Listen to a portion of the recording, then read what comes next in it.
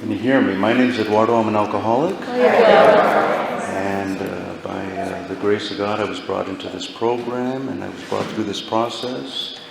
Also with many meetings like this, a Big Book Step Study sponsor. I have made most of my amends, and I do practice, to the best of my ability, the latter steps on a daily basis, to the best of my ability and willingness. Wow. I want to first start by thanking Tina for giving me this opportunity to be of service, and for actually trusting that I would show up here on time. Wow. I didn't get a phone call. I didn't, like, where are you? A text, And I think, well, and maybe I've learned some responsibility, but I think, it takes a level of spirituality, which is what we're talking about here. And I do work at a gym on the weekends, so I don't get out much, and seeing all of the activity is kind of new to me, to tell you the truth. But I'm glad I got here. I really am. And when I came in, I saw some very familiar faces. I'd be remiss if I didn't mention that my first AA sponsor in this area is sitting in this room. It's Jack. And he really helped me. I don't think, you'll have to pardon me. I always say to people when I share that I make no apologies for my tears. I really do enjoy them. I think it's a gift. And if you're uncomfortable with that, well, that's on you. Because this is me being my authentic self. And I'd be remiss if I didn't tell Jack how much he helped me. And there was one meeting that he went to. I happened to be there while he was there, and I heard him say this, and I have never forgotten it, Jack. He said, despite all of the mystics that I've read, the spiritual teachings that I've read, and the poets and the writers, never one of them has said that God has gone in the past and changed it. And that made such a difference in my life. Because it helped me to understand that God is in the present, and that with that relationship I can have a better future. And I want to thank you for that lesson, Jack. It was awesome. So, I think I'm going to start talking a little bit about what we read in the pages 21 to 23 first, because I do want to identify myself as a real alcoholic. Talking about doing these absurd things. Before I got into the liquor industry, which is a story in itself, I was high tech, and I was invited by this scientist that I was working with to go down to Florida. He was already there. He was an engineer, and he was with Martin Marietta. That's a huge company. They flew me down, set me up. And he had invited me to go to his house the night before, just to meet his family, to have dinner, to kind of get settled, to welcome me down there. And sure, I arrived. I got in my hotel room, and I looked at my watch, and I said, I've got this time, maybe one. Which became 2, and then 3. And I lost track of time, and I couldn't stop drinking. And I showed up there 3 hours late. Now, this was before mobile phones, and I was too embarrassed to even pick up the phone to call him and tell him that I was going to be a little late, And I don't know how I looked. I'm sure that I stumbled in there really drunk. And the family had waited for me all of that time. The wife had prepared a wonderful dinner for me.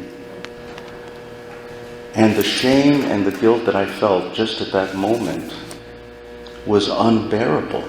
I couldn't wait for the evening to be over. And what I did was I got in my car, I drove back to my hotel, and I drank just to kill that pain. I went to the interview. It was all very courteous. I didn't get the job.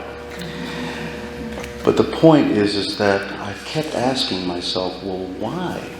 why can't I stop drinking? What is wrong with me? This thing that I was very curious about when I was growing up. There was some fascination that I had with alcohol. It started, just around the house when I saw my parents entertaining, and they were having so much fun, it seemed, and the laughter got louder, and I just thought, well, that's what it means to be a grown-up, and I couldn't wait to do it.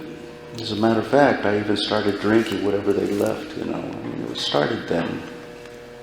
My brother's 3 years older, and, when I got into high school, he was this big football player, and as you can tell, I'm not that big. I'm a linebacker in my mind, but that's another thing. So anyway, here was this macho guy, and I said, well, that's what a man is, and I wanted to be like him, and he was experimenting with drinking and drugging too, and so I couldn't wait to do it then. You just go back a little bit, like when I was in junior high, pulled our money, and someone we knew was going to buy us something to drink. And they said, what would you like, Eduardo? And I knew by then, because I'd already been dabbling a little bit, I knew, I had to kind of control it. Now, I had the isms way back then, the self-consciousness and everything. So I said, I want 2. And they looked at me and they said, 2 6-packs? Because I just wanted 2 beers. I just wanted enough, But then because I wanted so badly to fit in, so badly just to be one of the guys, I said, yeah. And I drank them. And it wasn't hard, but that's what it was. It was all this fitting in. Just fitting in, and then, over time, and I'll spare you a lot of the stories because, there's a lot in this reading. But over time, this thing that became, some fascination became something that I thought defined me because I was willing to challenge. I was young, I was drinking, and I was driving, and I had this car, and I was 6 feet tall when I drank, and good looking and funny, and this changed personality. All right, so I'm a little good looking now.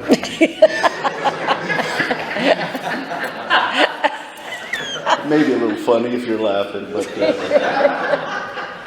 go ahead and laugh at me, I love that. But point is that I thought I needed to have something in me to make me better.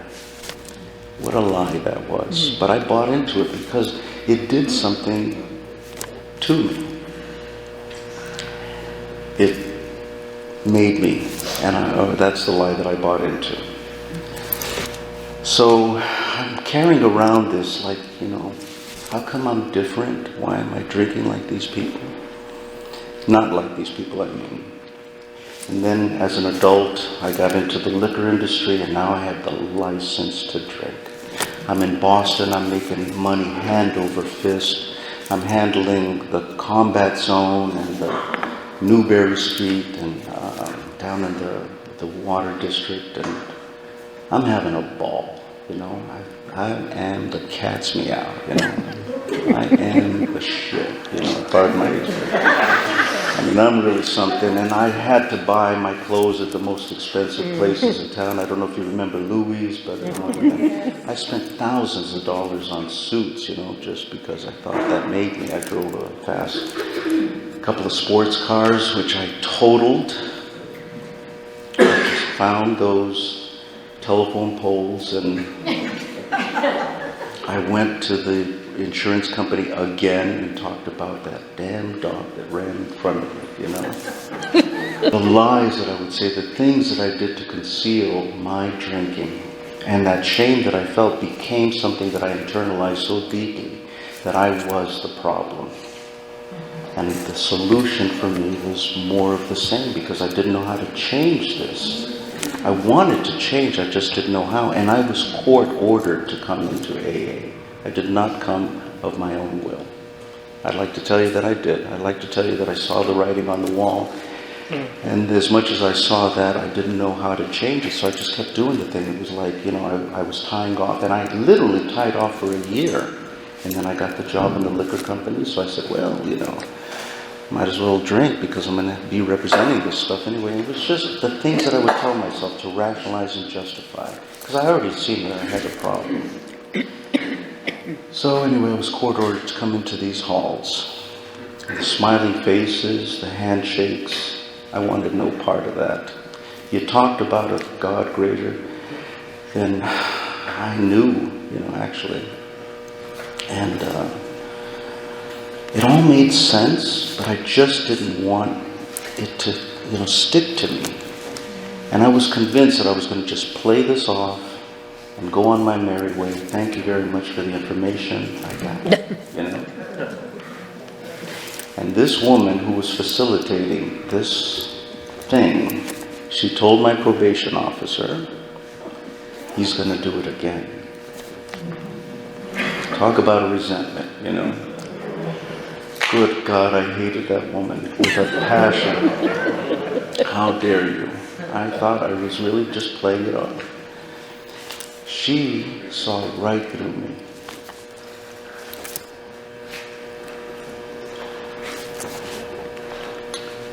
And she loved me enough to do that.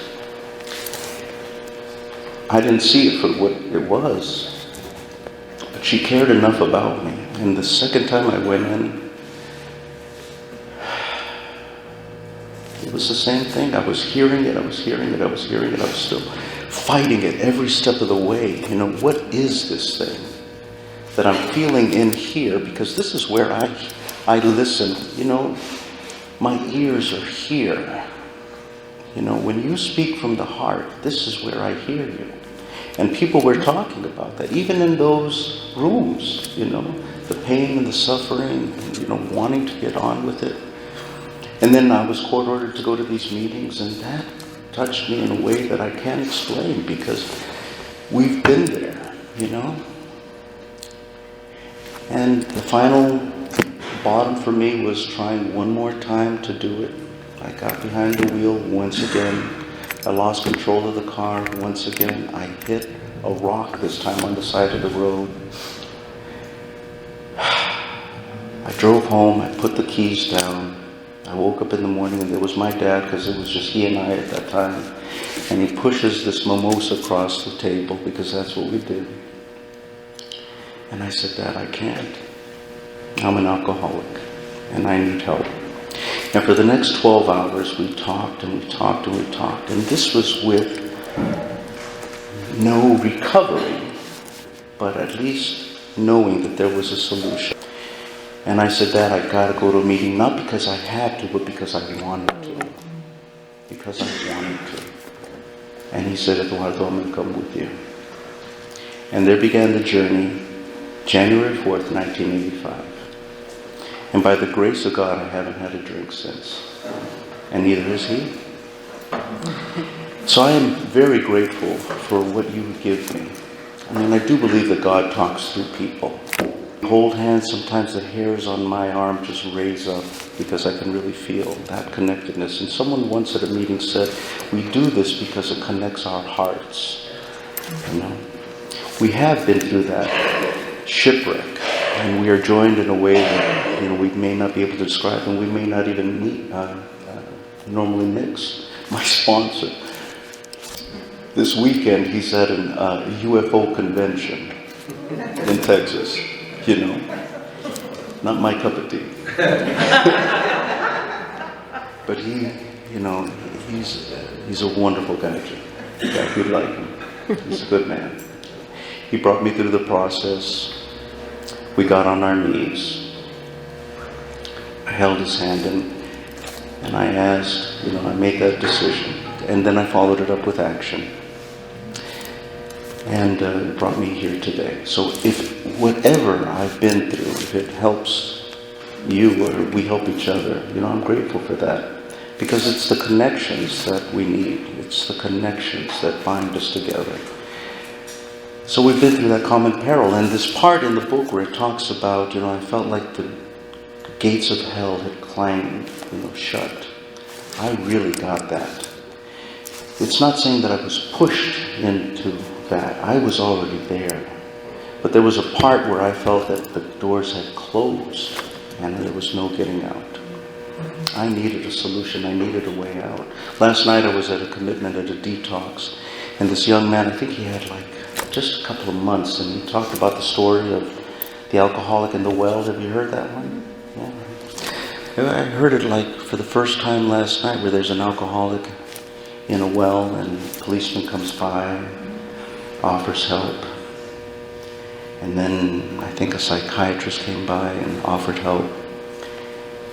And then an alcoholic jumped in the well and said, I've been there, I know how to get out, and he helped him out. And that's how it's been for me. Okay, so I'm a real alcoholic. I learned in the doctor's opinion that I have this disease of mind and body. And we hear on how there's a moral psychology. So in these readings, it keeps talking about the mind, and it says so in this very part, that the main problem with the alcoholic is in the mind rather than his body. And it was that mind that worked against me. It was the mind that I relied on. It was I was going to figure it out. I was going to do it. I was going to do it my way. And thank you very much for the information.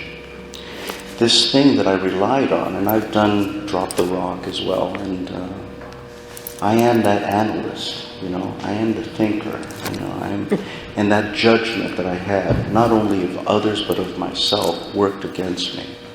I needed this moral, which means it pertaining to the mind and the soul, psychology, dealing with the science of the mind. I needed to have this so that I could have that psychic change that opened me up to a power greater than myself. I had to give myself permission to get out of my head, get into my heart, and accept that the hairs on my arms that were raising other people's hands, that was real. And that the stories that you talked about, the God of your understanding, was real. And I had to ask myself that question that I have asked myself time and time again, and even to this day, sometimes. What is keeping me from being all in? And it was this very thing.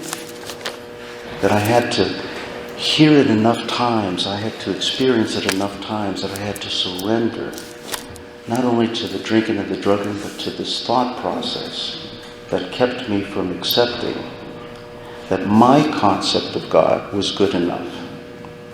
I had a religious upbringing, and I was sure that I was going to go to hell because of that, so why try? And I was afraid that my concept of God wasn't going to be good enough. I was judging myself, and God does not judge me, but I was judging myself, and I was afraid. And then when I got on my knees and I asked for that, I said, if you're there, and I really think you're there, but I'm afraid. I don't know how to do this thing, but I need help. And I heard in that stillness, I am God. It wasn't saying that I am God. It was that this moment, this very moment, the stillness that I'm feeling, this experience that I'm having, is God.